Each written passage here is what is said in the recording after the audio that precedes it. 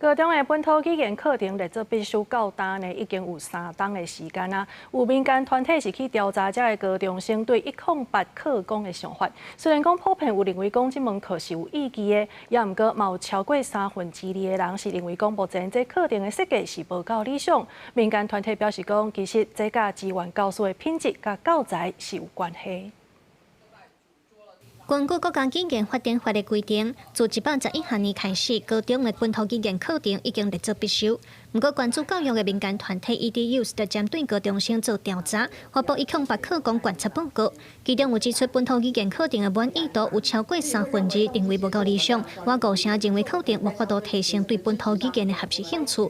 兵团表示，这个资源教师教学品质不稳定，和教材不够在地化等等有关系。我们需要的是去建立完善的师资培育的机制，以及去提升关于本土语言教师的待遇。第二点呢，我们会期待各学校、各地方政府要去发展在地符合在地脉络、在地本位的课程教材。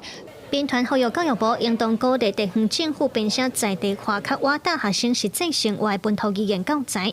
另外，也应当解决资源教师太牛价、欠缺进修，也有教学资源的问题。国教署是回应讲，会透过继续办理研习来改善教学现场本土语言课程的教学品质。